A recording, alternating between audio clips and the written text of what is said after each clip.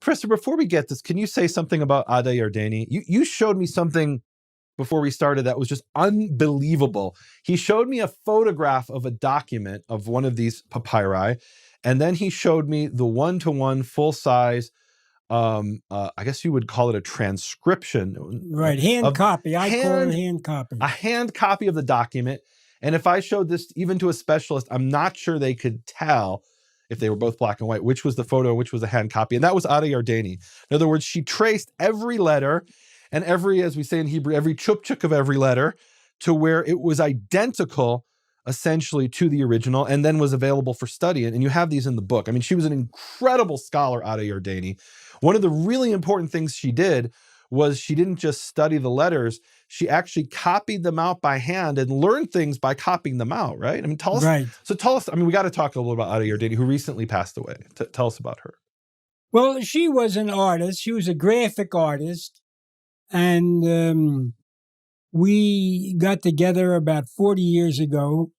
And we went all over, from Moscow to Brooklyn, wherever there were papyri or ostraka, and she copied them.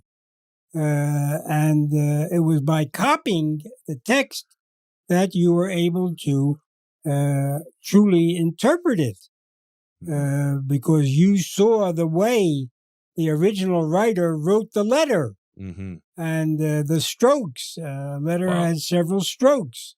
Wow. And we reproduced these in full-size copies. And here is an example of what she's doing.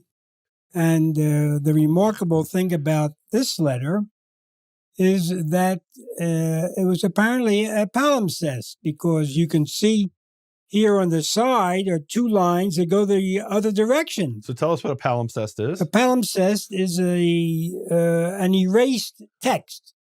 Papyrus didn't cost nothing, and you would reuse the papyrus by the way they did it, erasing the writing and writing over it.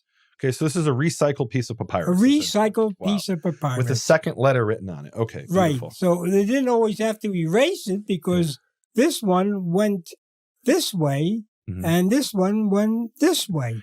Wow. Or the other way around. The one that's here, the original, went this way, but the one we have in front of us went this way. So in other words, they turned it 90 degrees. Right. And then reuse and sometimes, guys, with palimpsests, you find incredible things. Let me just throw in the Cairo Geniza, they found a page of the Jerusalem Talmud, which was a palimpsest, and the lower level, which had been actually erased, they washed off the text, had Achilles' Greek translation of the Psalms of Tehillim, and in his Greek translation of Psalms, it has Yud He Vav He written in Paleo Hebrew letters. A little interesting side point about palimpsests. So sometimes you find some really surprising things. And here we have a palimpsest. And so is this the upper layer or the lower layer? Meaning, is this the second letter or the first letter that we're looking at?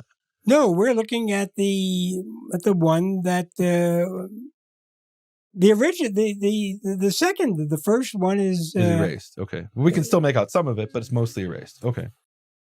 All right. So now, what was interesting,